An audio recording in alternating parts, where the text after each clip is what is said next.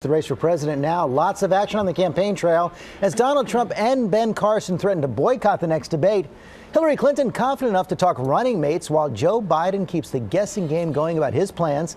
ABC's Tom Yama is tracking it all. Good morning, Tom. George, good morning to you. This morning, we have a copy of a letter from one of Vice President's closest aides that many say holds some telling information about what Vice President Biden may do. More on this in a moment. But first, a major power play by some top Republicans.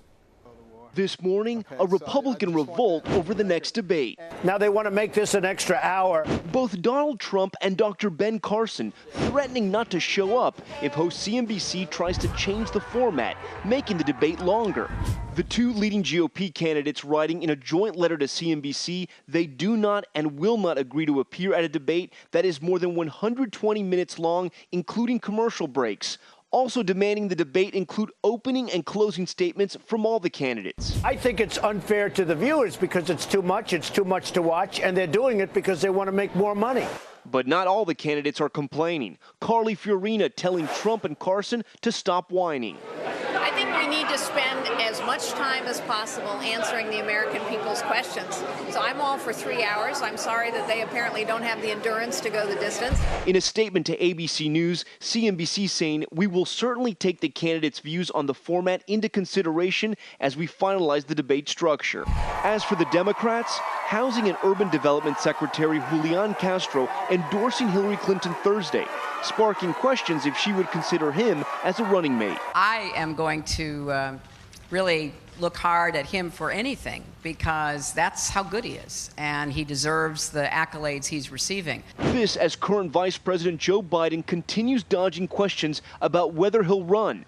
Sources tell ABC News he is close to making a decision. Do Democrats deserve your decision, Mr. Vice President?